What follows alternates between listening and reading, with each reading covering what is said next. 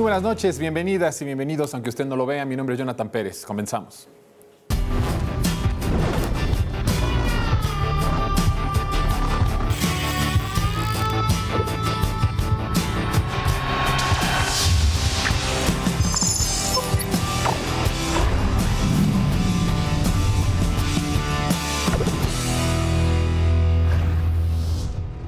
Bien, pues estamos en nuestra mesa de colaboradores y me da muchísimo gusto saludar en esta emisión a mi querido Jorge Naredo. ¿Cómo estás, Jorge? Muy bien, encantado de estar acá con ustedes. Mi querida Karen Lozada, ¿cómo estás? Bienvenida. Muy bien, gracias. Muy contenta de estar con ustedes. Y mi querido Ulises Castañeda. Muy buenas noches querido? a todas y a todos. Oigan, quiero empezar con el tema de Xóchitl porque ya vi, no sé si ustedes vieron las últimas encuestas de todos los que van a competir o los posibles que van a competir en la elección de 2024. Es la precandidata o la aspirante que más negativos tiene. O sea, sí ha crecido, pero lo que ha crecido ha sido sus negativos. Tú traes más información, Luis. Sí, así es. Se trata de una encuesta de Encol en donde Xóchitl Gálvez sale en primer lugar en negativos con un aproximadamente 32% contra 10 de Claudia. Aquí tenemos la encuesta, ¿no? Y esto ya desató las alarmas dentro de la derecha y dentro de los estrategas del Frente Amplio, porque es preocupante este descenso en la aceptación que pues ya inmediatamente hubo una preocupación a la cual responde Jorge Castañeda en un artículo de Nexos, Sí. en el cual pues dice que los negativos son debido a la campaña que le ha hecho Andrés Manuel López Obrador, ¿no? Bueno, ahí dice no distraerse con...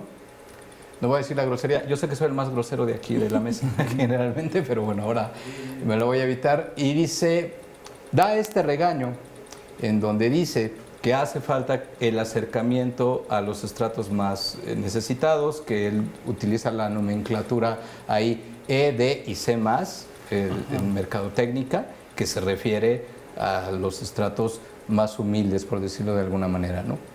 Y entonces recomienda que hay que hacer una labor. Dice que es difícil, pero que en eso consiste la inteligencia, en hacer labores mentales con dos ideas contradictorias, incluso contrarias, ¿no? Por un lado, tener este acercamiento a través de la propaganda y los spots, ¿no? Y revertir lo que Andrés Manuel López Obrador le ha hecho como daño desde las mañaneras, ¿no? Y por otro lado también quedar bien con el llamado círculo verde, que es el círculo de las personas más informadas y a las cuales reciben más información y son capaces o tienen la preparación de poder contrastarlo. Entonces, esta estrategia nosotros ya lo vimos, no sé si se acuerdan de Anaya, y estos spots y estos recorridos en donde se filmaban, ¿no? Estando con gente, tocándole la puerta a gente de bajos recursos. Y bueno, ya Xóchitl está haciendo lo suyo porque ya tiene ciertas fotos y ciertos videos ahí con familias que la reciben y que dicen que ahí la tenemos, ¿no? Dice doña María tiene 7 hijos y entonces esa familia pues dice, pues ya qué, ¿no? Pues ya llegó, ya vamos a hacer lo propio y pues dice que ella nos ha ayudado mucho, dice la familia supuestamente. Todos estos montajes... ¿Dice la familia que ella les ha ayudado sí, mucho? Sí, hay una parte en donde dice, bueno, ahí creo que dices... que ella es la que nos ha ayudado, ¿no? Ah, caray. Entonces, bueno, no se sabe si esto sea cierto, evidentemente pues puede ser, va por ahí una especie de montaje, pero al parecer la estrategia va por esta estrategia que, repito, ya tenía Anaya y representa también otra cosa que pues nos dice Jorge Castañeda y también un artículo que salió en el Heraldo la semana pasada, que dice que ella está sola, ¿no?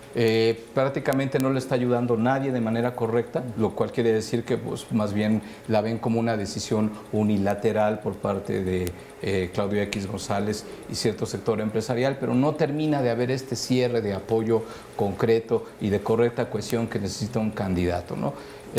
Y también dice que, bueno, que ella no se deja ayudar porque solamente escucha a Jorge Castañeda y a Héctor Aguilar. A buen santo se arrimó. Sí, ¿no? Entonces solamente estos dos señores son los que son sus asesores directos y ahí tenemos que es cierto, porque cuando precisamente dice Jorge Castañeda que tiene que acercarse o darle impresión de proyectarse como una persona preocupadísima por los más humildes del país, pues ahí tenemos que estar siguiendo exactamente la misma estrategia y que sí escucha la voz de este señor. Gurriel está haciendo el plan de gobierno, entonces Jorge Castañeda tiene mucha razón y yo lo oigo más como desesperado, ¿no? Que hay un momento en que dice Nexos que le hagan como puedan.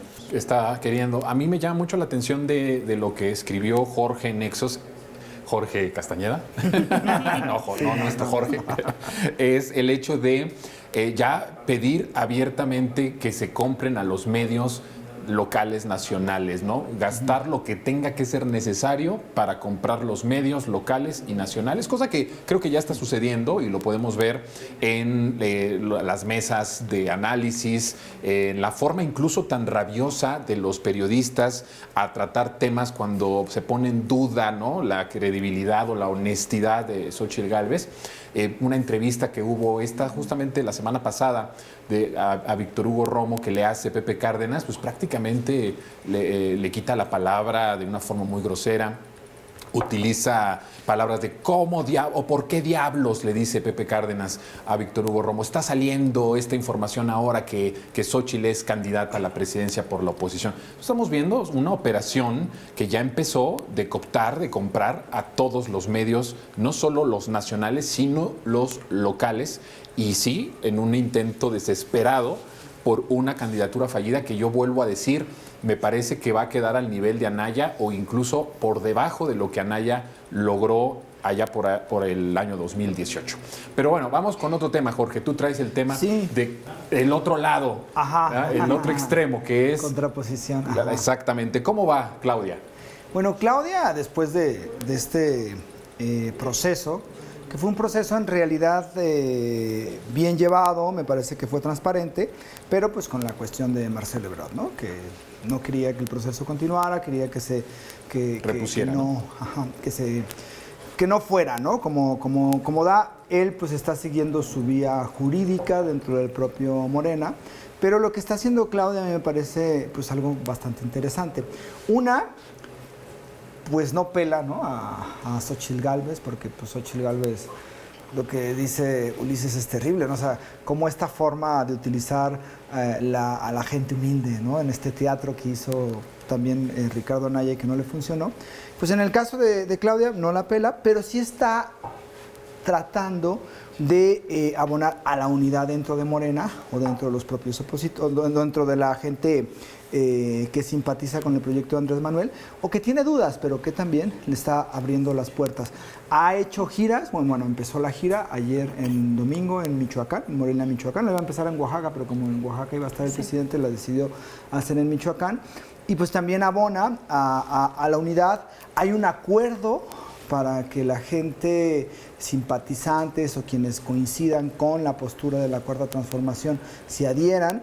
Y esto es algo parecido a lo que hizo Andrés Manuel en el 2017-2018, que en cada estado firmaron el acuerdo, iba la gente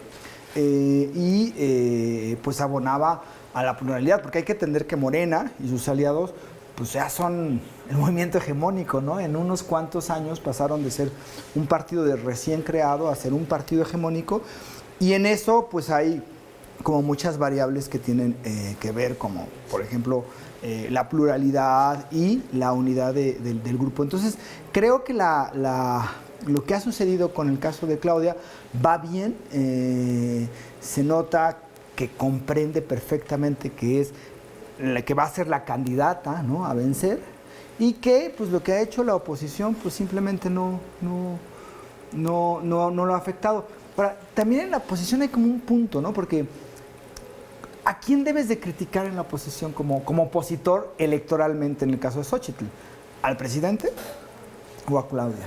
Entonces esas dos vías pues todavía no quedan claras, porque de un día dice Xóchitl, no, pues vamos a criticar a Andrés Manuel porque Andrés Manuel es lo peor, y después dice, no, pero Claudia es lo peor. Entonces como que se difumina porque hay varios liderazgos, ¿no?, en Morena, y pues yo creo que va a ser muy complicado para la oposición. Una, que pueda levantar, y dos, que Xóchitl Gálvez tenga posibilidades de competir, ¿no? Pero ve esto, es interesante. En la encuesta de julio de 2023 marca 26% para Xochitl. Y en la de septiembre es la misma cantidad. Es decir, en el momento en donde hubo un montón de efervescencia mediática y que empezaron a inflar, no le bastó toda esa propaganda que le hicieron los medios de comunicación para levantar el vuelo, ¿no?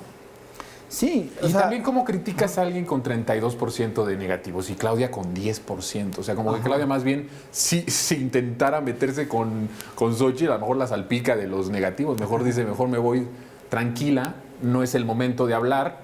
Yo creo que Claudia se está comportando pues como la próxima presidenta de la República. O sea, ni siquiera como la candidata a vencer. Creo que empieza a abrir esos puentes. Eso que dices tú me parece interesante.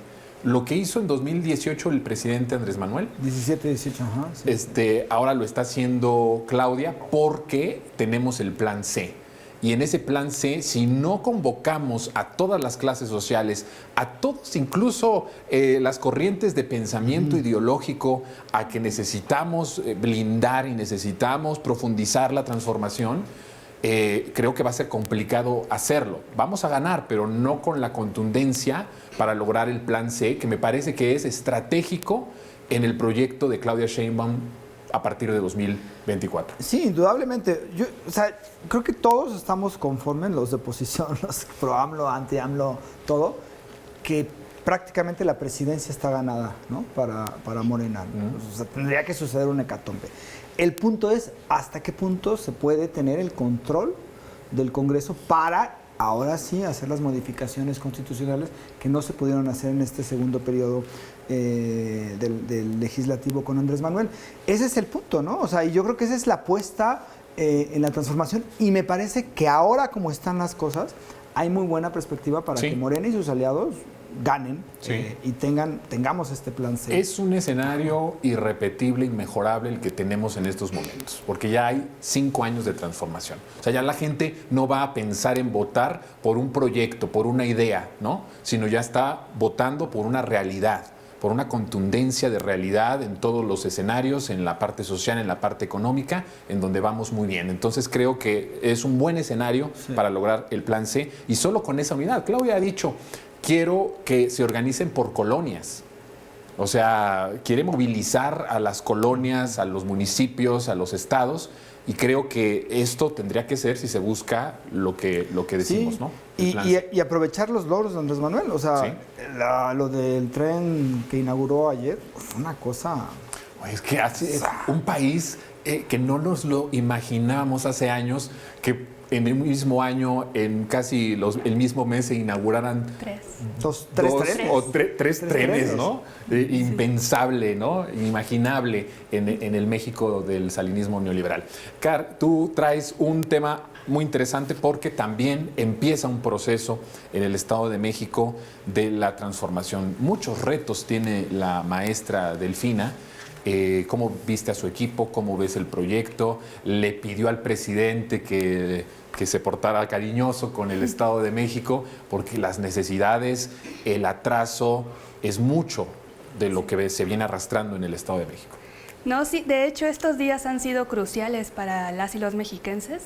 Desde el 14 de septiembre que se presenta el gabinete de la maestra Delfina, en el que por supuesto están Horacio, está Higinio, ambos respaldando a la maestra en diferentes cargos, por supuesto. Y no vimos algunas figuras que esperábamos, pero vimos nuevas figuras que resulta interesante cómo incorpora también al sector empresarial a cargo de desarrollo económico, por ejemplo.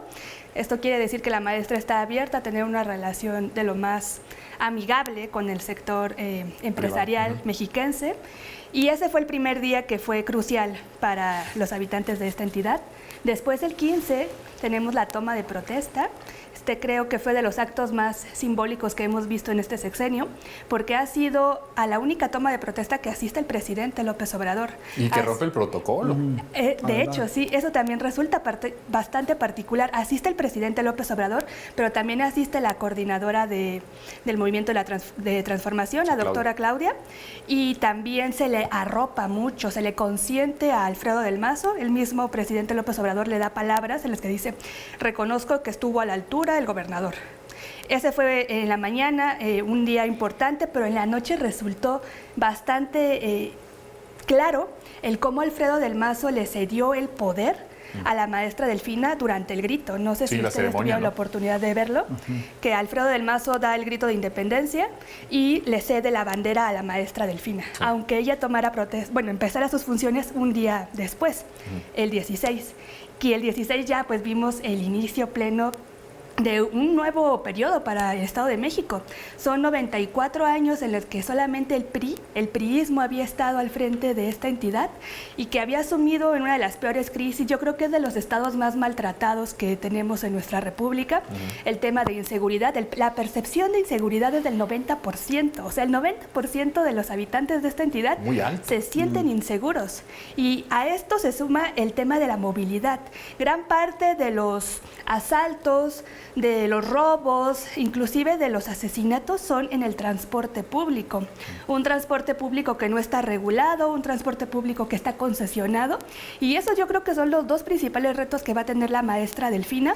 Ya está tomando cartas en estos asuntos, y otro es el tema de la corrupción. Si pensamos en el grupo Atlacomulco, pensamos en la corrupción del priismo.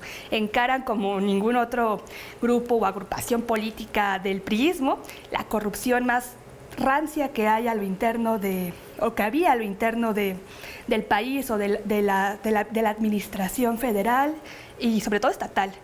Y este también va a ser otro de los retos que tiene la maestra Delfina, pero creo que aquí hay una gran atribución, un atributo que tiene muy fuerte la maestra, que es que ella tiene una empatía que difícilmente habíamos visto. Yo en otras ocasiones había comparado que el nivel de empatía que tiene la maestra, lo más cercano que podemos ver es el presidente, o lo digo al revés, lo más cercano que podemos ver de la empatía que genera el presidente es la maestra Delfina y la cercanía con las personas. Y esto mucho tiene que ver por cuál es el origen de la maestra, cuál ha sido su trayectoria y que tiene los pies súper en la tierra. Así que creo que eso va a ser una de las fortalezas que va a tener, pero cierro. Es una nueva etapa para el Estado de México porque es la primera vez en casi un siglo que hay alternancia. Y es la primera vez en toda su historia que una mujer va a ser la gobernadora de las y los mexiquenses, y eso es algo histórico. El reto de la maestra Delfina es tan importante que el trabajo que haga en este año va a jugar muy importante para las elecciones de 2024. Es decir, si los mexiquenses en este año ven un avance, ven una voluntad y ven ciertos resultados. Está muy rezagado el Estado de México, pero sí se puede hacer cosas en un año. Bueno, el presidente López Obrador nos enseñó que un año para él puedes hacer muchísimas cosas en un año, ¿no? Entonces creo que incluso como factor electoral en el Estado de México, como gobierne la maestra Delfina, va a ser importante para las elecciones del próximo año. Y hay que decir, el Estado de México pues es el lugar en donde tiene una cantidad de electores bastante grande. Creo que por encima de la Ciudad de México, ¿no? Por encima de la Ciudad de México, sí. Es la entidad es el más importante en tema electoral. Muy bien. Sí. Pues vamos a hacer una pausa y regresamos con más aquí en nuestra mesa de colaboradores.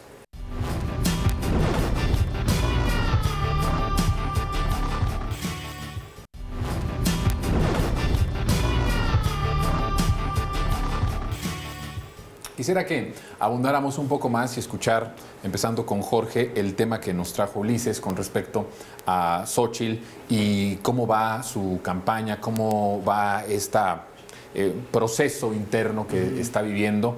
Yo veo una desesperación muy fuerte en la gente que la rodea. Siento que es una campaña que va al abismo, que se está acercando a ese abismo, a un derrumbe. Y se pone complicado el escenario para la derecha, ¿no? Porque hace un mes, no mucho, hace un mes y medio, pensaban que ya celebraban y hablaban de ella como si ya tuviera la presidencia ganada, y hoy lo que vemos es una candidatura que va pues acercándose a lo que pasó en el 2018 con Ricardo Anaya. ¿Tú cómo ves? Sí, ellos invirtieron muchísimo dinero desde que salió el fenómeno, ¿no? Que ellos mismos le llamaban el fenómeno Xóchitl Gálvez, y que todos estaban, es que yo jamás había visto esto en la historia del universo, ¿no? Que Xóchitl Gálvez. Y creo que se les ha ido bajando. Noto muchísima desesperación. Una, porque, pues primero, lo de las empresas de Xóchitl Gálvez fue fortísimo, ¿no? Muy fuerte. El mecanismo que utilizó, porque es un mecanismo que ella pues como que crea, ¿no? O no crea, pero como que perfecciona, que es no me des a mí, sino dale a mis empresas para que contraten mis empresas, a las empresas a las cuales yo les doy los permisos. Y ahora con lo de la casa, pues fue un golpe durísimo. La Casa Roja. Trataron de defender todos los medios diciendo, como el propio Leo Zuckerman, no, eso no es. Bueno, eso Claro. en tercer grado. A Genaro Lozano le dijo, ¿cómo le haces eco a eso? Y prácticamente lo cayó. Cuando pues es una cuestión de interés periodístico, evidentemente, porque pues es una candidata presidencial. Entonces, si hay una desesperación, estos videos que sacan, que ellos como que quisieron darle la vuelta y trataron de poner a Xóchitl, no, vamos a llevarla a una casa donde muy humilde, donde hay unas tazas muy así como muy hechizas y después un pan así como muy tradicional y entonces ya es gente del pueblo. Esa es una cuestión de desesperación porque se ve todo como un montaje al estilo Ricardo Anaya y como que es la fórmula que ellos han pensado que pueden quitar votos a Morena o que pueden quitar o que pueden hacer a esta candidata como más popular, pero creo que están cayendo en un ridículo, ¿no? En un montaje y cada vez a mí me parece que cada vez tiene menos peso Xóchitl y creo que pierden más peso también o están perdiendo peso en esta estrategia que utilizaron en medios de comunicación y en redes sociales. Entonces, va poco a poco. Creo que Xóchitl no es buena candidata. Cuando sea, yo creo que el primer debate, ha mostrado también ya signos de desesperación y de enojo cuando le preguntaron por su casa. Con la prensa, ¿no? Con la prensa. Entonces, no creo que sea una buena candidata en un contexto complicado, porque el PRI está enojado, porque el PAN no la acepta, porque el PRD no tiene nada de importancia.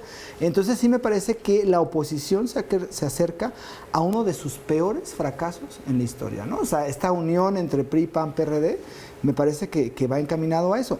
Por supuesto que no habrá que confiarse y Morena no tiene que confiarse, pero sí me parece que tienen, como tú lo decías hace ratito, Jonathan, pues hay un contexto histórico y un contexto que no se debe de aprovechar con una candidata, me parece tan endeble como Xóchitl.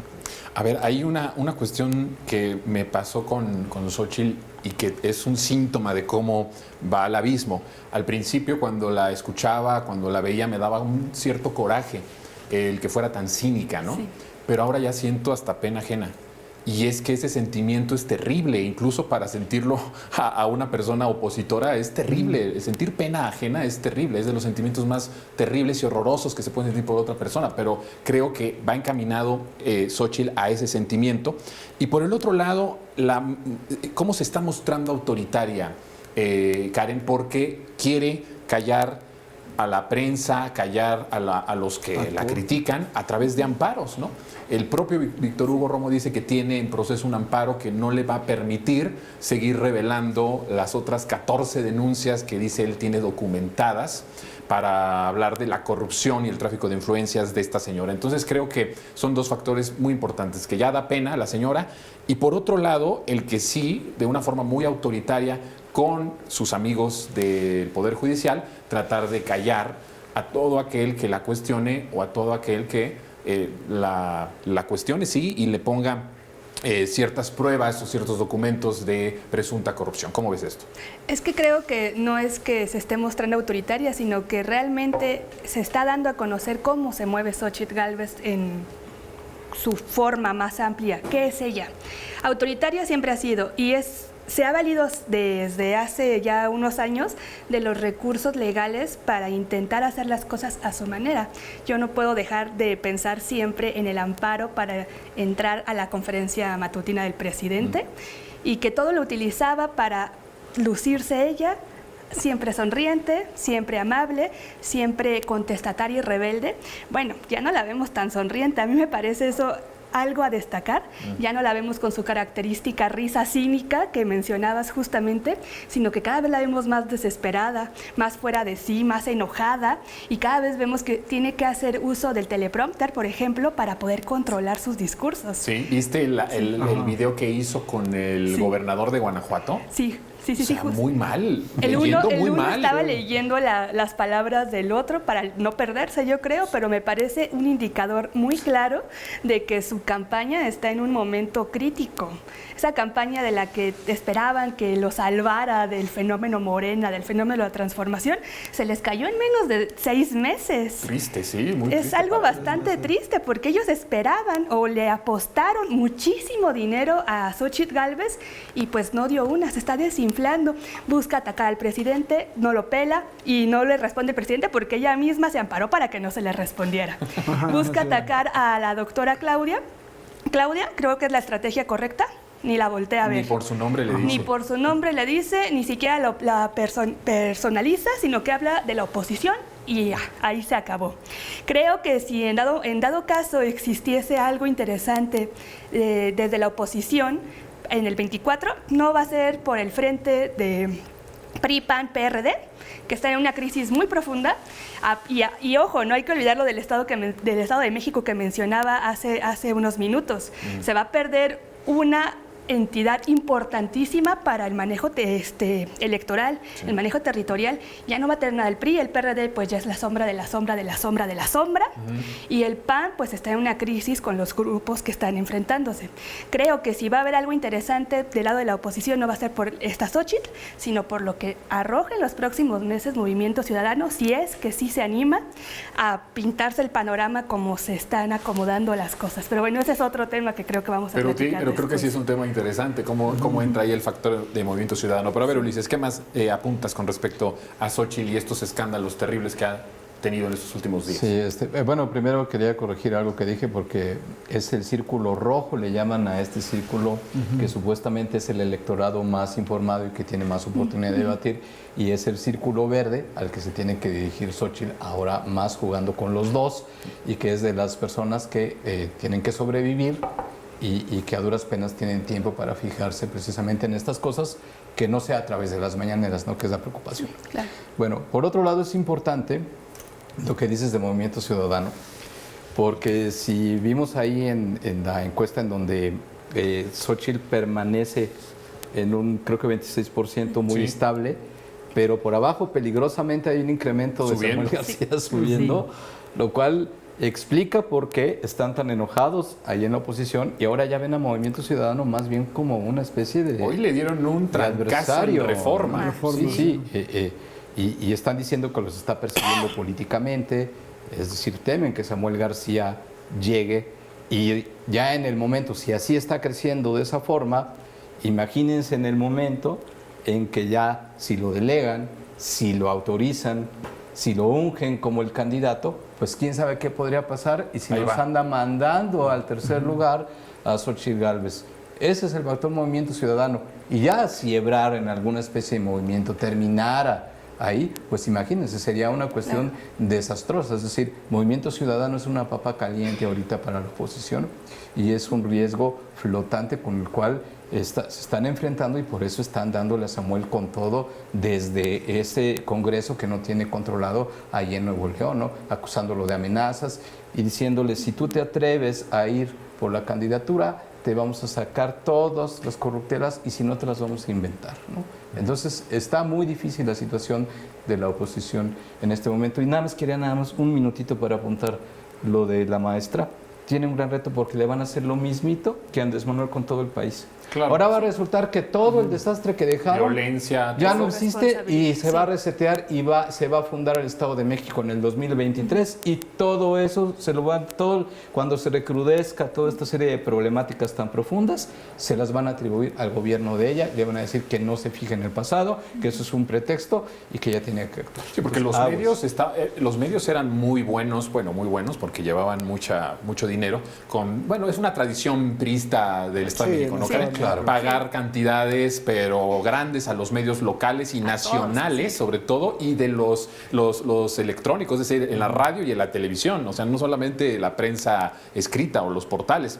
Y ahora ya no va a tener esa burbuja el Estado de México y justo van a hacer eso, va a explotarle o van a tratar de hacer explotar mediáticamente el Estado de México a la doctora. El factor Movimiento Ciudadano sigue siendo un factor que ahora se va convirtiendo en un factor medular e importante para la definición de no del resultado, pero sí de varias cosas internas en la derecha y en la oposición. ¿Cómo ves que se van dando las cosas?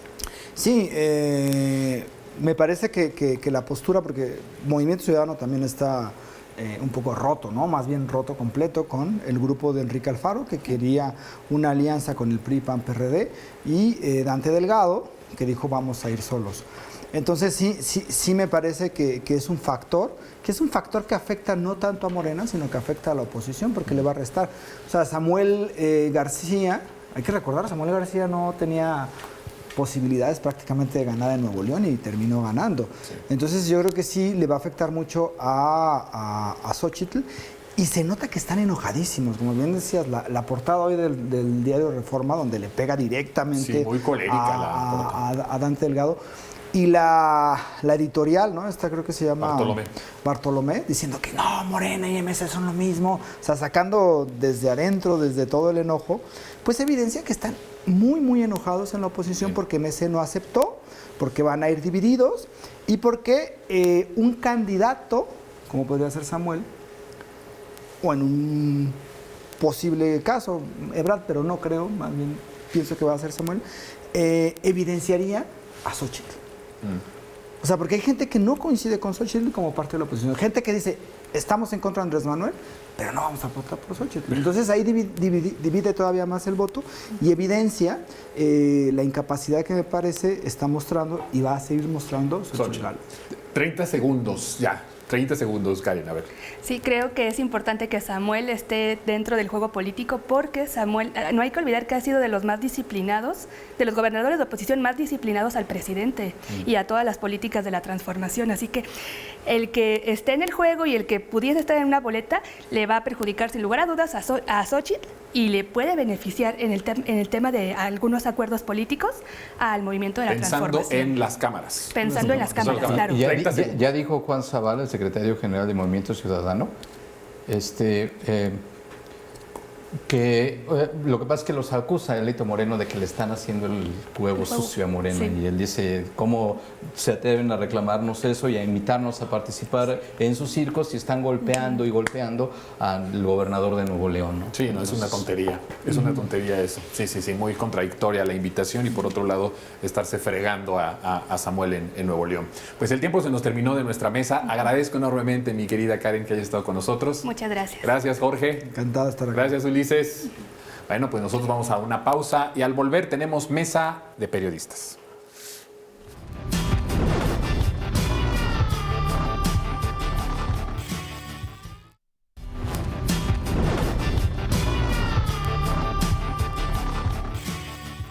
¿Por qué diablos en este momento atacas a Xóchitl Gálvez una vez que ha manifestado su intención de convertirse en candidata de oposición a la presidencia y que tantos dolores de cabeza le está dando al presidente de la República? ¿Estás actuando por consigna?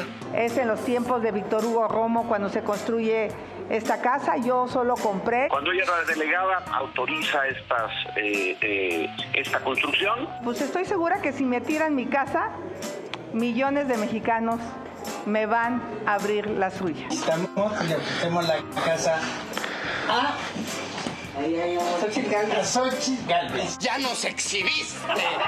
¡Ya! Yo le pregunto respecto al hecho de que usted adquirió una de las casas de un fraccionamiento que usted inicialmente autorizó. Es legal el fraccionamiento y mi adquisición es legal. Yo la compré en preventa.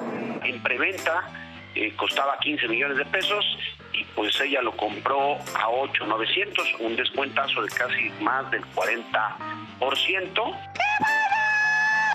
¡Qué barato! ¿Usted descarta conflicto de intereses? Esa es mi pregunta. No hay conflicto de interés, esa es absolutamente, porque la manifestación, el uso de suelo es legal. ¿Sale? Ok. ¿Su empresa familiar recibió algún tipo de contrato por parte de la constructora que realizó la casa en la que usted vive hoy? No. Sus empresas son contratadas por este desarrollo inmobiliario para hacer servicios. O sea, no voy a parar porque no tengo nada ilegal en mi vida. Recibí una notificación de un amparo para que no hable de ella, para que evite señalarla. Yo no sé a qué le teme, por qué me quiere acallar. ahorita estamos en la libertad de expresión, uno puede decir lo que uno guste. No es una residencia como Palacio Nacional. Es más, yo creo que Palacio Nacional no tiene uso y ocupación.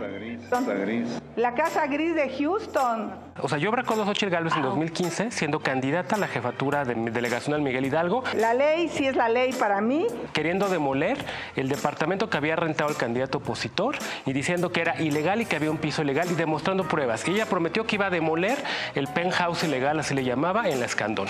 Y ahora resulta que ella como jefa delegacional no solamente dio un permiso a una constructora, sino además también tuvo un descuento de 5 millones de pesos y luego además lo ocupa sin permiso de la delegación. Donde ella habita es ilegal. Perdóname, pero está horrible darle eco a esos rumores. Sin embargo, no es ningún rumor, ahí están las pruebas. Ahí están las pruebas, es pura, bueno, si no lo quisiste ver. La declaré, claro. Si hice una venta y luego hice una compra, pues claro que está declarada. Pues cuando la compré, que la compré el año pasado, me la entregaron 3 años después. Que la compré el año pasado. 3 años después. El año pasado. La conozco perfecto. Va a decir que el Estado la está persiguiendo. La orquesta de la 4T es dirigida desde Palacio Nacional.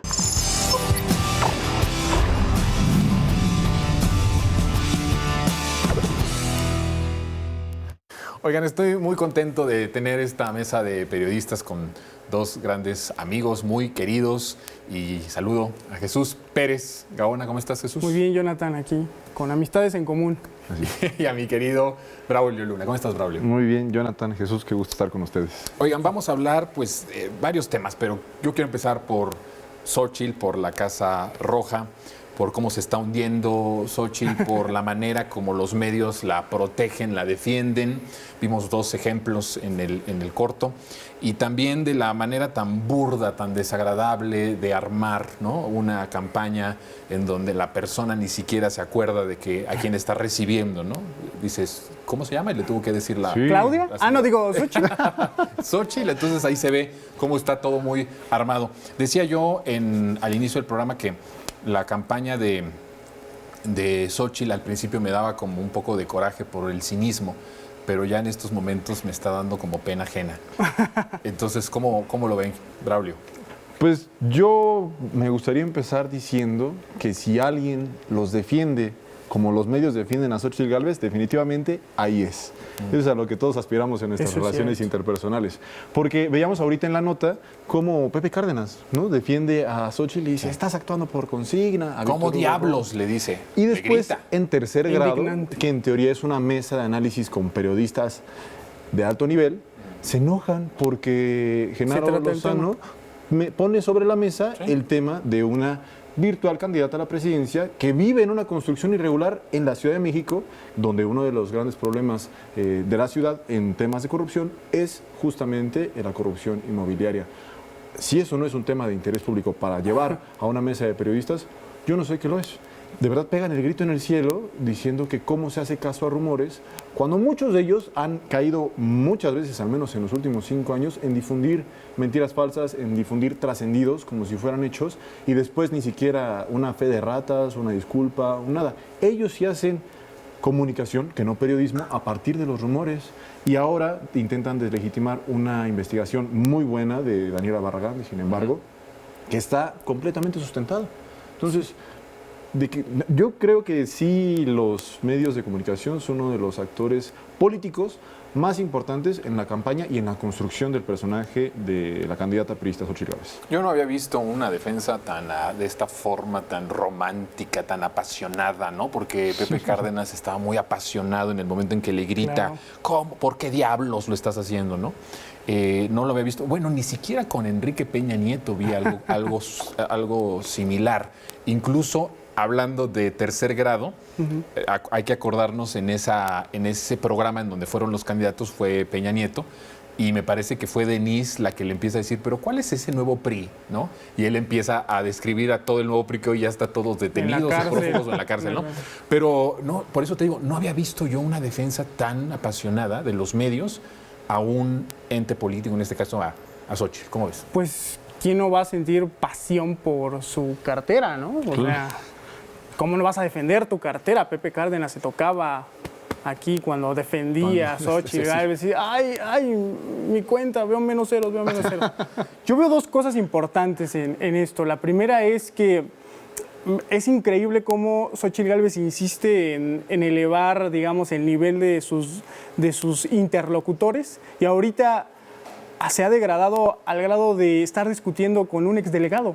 Porque finalmente Romo es un exdelegado y es el que le está contestando, replicando y a quien le está hablando.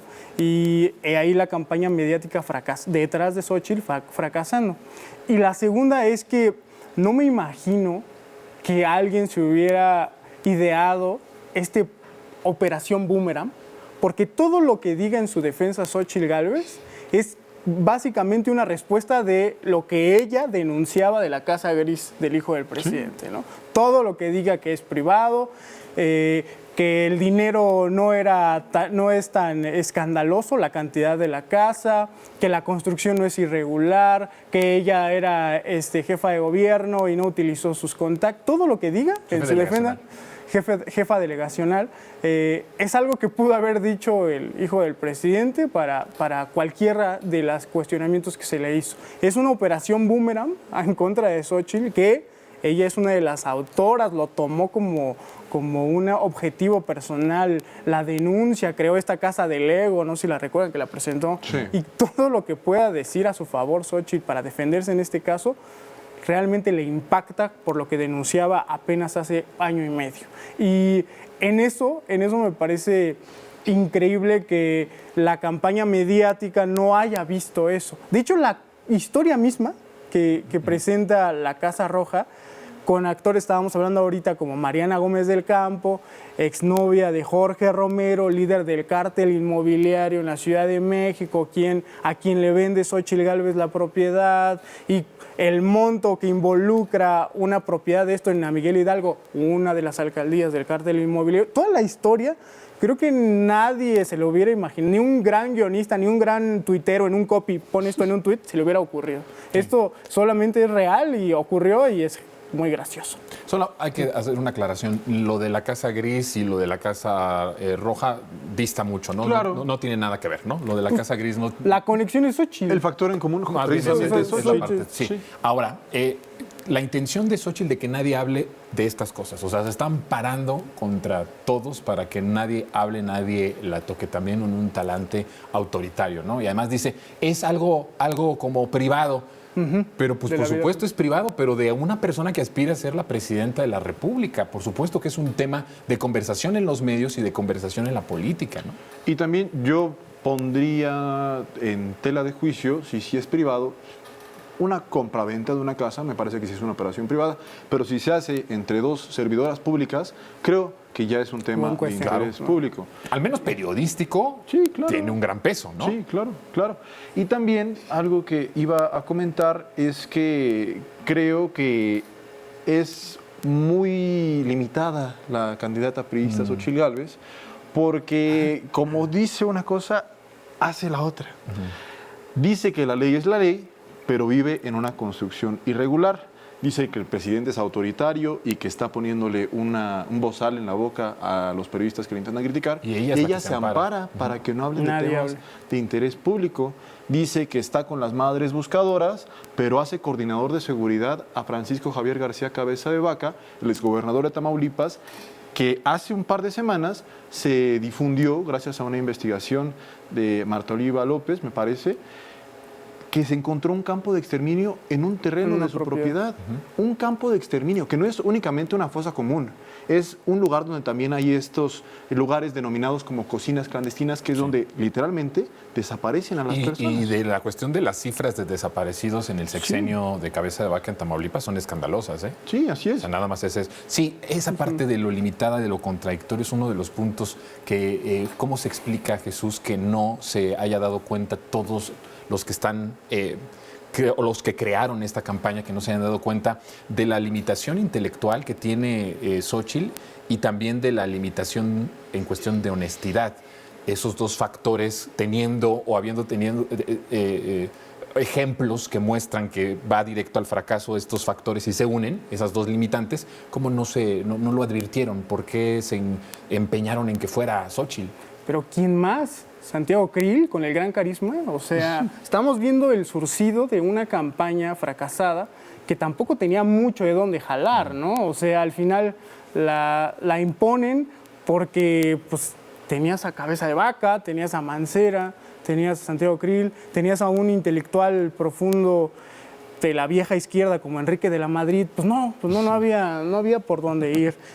Yo creo que la elección de Xóchitl, como el presidente también lo advirtió en su momento, tiene mucho de los estrategas mediáticos yo no lo llamaría el neoliberalismo, pero sí de la tecnocracia, ¿no? Que le dicen a los que pagan, miren, necesitamos una candidata o un candidate con estas características, que simule esto, que pueda medianamente hablar en público.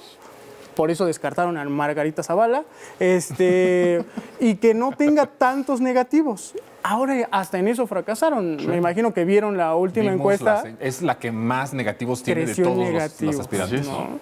Todo lo que se enfrenta a la mañanera, todo lo mediáticamente que se enfrenta a la mañanera, fracasa. Y el presidente se echó el tirito, agarró de pechito el balón y vemos ahorita el resultado, negativos. Entonces, lo que trato de decir es que estamos viendo el surcido de esta campaña que se anticipaba fracasada y que desde la mañana les dijeron no va a funcionar. Y la tardía respuesta de Xóchitl a demostrar que lo que le están imputando, lo que le están acusando es falso. Claro. O sea, no ha tenido la contundencia, y cuando no tienes la contundencia al responder acusaciones de este nivel es porque es verdad lo que te están sacando. Quiere cambiar la conversación. No sé si vieron que ya dijo que se suma a quienes piden una reforma judicial. Intentó cambiar la conversación porque sabe que le estaba afectando. Pero ese tipo de cosas te hablan, por lo menos a los expertos en medios, que le está afectando, que sabe que le está afectando esto y que no hay otra forma de dar la cara, de hablar frontalmente, como no sea reconociendo todo el conflicto de interés, todo lo que significa mediáticamente tener esta casa. Y además ya perdiendo el control con los medios de comunicación en el Senado, ¿no? Que no se portan tan mal la fuente del Senado a la oposición. A la oposición, digo, los tratan bien, no los tratan mal. Los quieren, los consienten, y hasta esa prensa o a ese grupo de reporteros también ya se le ve que se salió de sus casillas, ¿no? Descontrolada, al menos por ese tema. A ver, no sé si quieras decir algo más de Xóchitl o nos vamos con el tema de Movimiento Ciudadano, porque me parece que sí es un factor importante para la parte de la oposición, ¿no? El que se pueda cumplir esa advertencia o esa amenaza que dijo Dante, ¿no? Si se cumple, pues habré tenido la razón, ¿no? De que quedemos en segundo lugar, y si no, me jubilo o me retiro. Pues parece que no se va a jubilar, o puede ser que no se jubile. Movimiento Ciudadano empieza a crecer, estancada Xóchitl, que yo creo que va a empezar a caer, pero veamos ahí a Movimiento Ciudadano, Samuel, como creciendo, o sea, 2 puntitos, 3 puntitos, pero acercándose poco a poco. ¿Cómo ves el factor Movimiento Ciudadano? Fíjate, nada más para cerrar también el tema de Xóchitl, coincido plenamente con tu lectura. Yo creo que el punto más alto de la campaña y la construcción del personaje de la candidata priista Xóchitl Gálvez ya pasó. Y a partir de ahí, lo único que yo veo que va a seguir creciendo son sus negativos, porque no tiene hacia dónde hacerse, hacia dónde construir para generar más positivos. Claro. Ya toda la campaña mercadológica, de mercadotecnia, de gira por medios, la campaña de aire, como se conoce, le está haciendo y no le va a dar para más. ¿Por qué? Porque están saliendo todas las falencias que tiene y todo el historial que ha dejado a su paso en su carrera como funcionaria pública. Y creo que por eso también es pertinente hablar Movimiento Ciudadano. No es que yo quiera que así sea, pero creo que quien tiene mayor posibilidades de justamente crecer de aquí a junio de 2024 es Movimiento Ciudadano. Es un partido que a ojos de muchas personas no está tan quemado, es un partido que ha construido toda su narrativa a través de plantearse como una supuesta tercera vía. Buena ondita, progre, que no es tan de izquierda como Morena, pero tampoco es tan conservador como PRI, PAN, PRD, aunque en los hechos pues trabajen con las dos fuerzas políticas. Digo, eso también creo que es parte, entendiendo también que su mayor representación está en el legislativo, es parte de la labor parlamentaria, ¿no? Colaborar con las distintas fuerzas políticas. Pero esa es la tirada de Movimiento Ciudadano. Y al caer los positivos o las simpatías de Xóchitl Gálvez, yo creo que puede que algún sector de esa población que a lo mejor consideraba a Xóchitl Gálvez como una posible candidata se mueva hacia la Cuarta Transformación. Pero la verdad es que creo que es un número muy reducido, porque la mayoría de los votantes o los simpatizantes de la candidata priista Xóchitl Gálvez no están con Xóchitl Gálvez por ser Xóchitl Gálvez, están con ella porque no están con Morena. Entonces, si no están con Morena, si Xóchitl Gálvez se les cae, ¿hacia dónde se hacen? Pues hacia el Movimiento Ciudadano. Y hay que reconocerlo también, Samuel García tiene también muchas falencias como funcionario público, como gobernador, como todo, pero sí es un personaje mediático. Es un personaje que también ha construido muy bien. Pues ganó la gubernatura con Mariana Rodríguez, ¿no? Entonces yo creo que ahí es a donde le van a apostar. ¿Tú cómo ves, Jesús? Bueno, hay un análisis, le comparto a la audiencia, que trae el War Room de Movimiento Ciudadano, por el que insisten en ser una candidatura presidencial, y que es muy sencillo.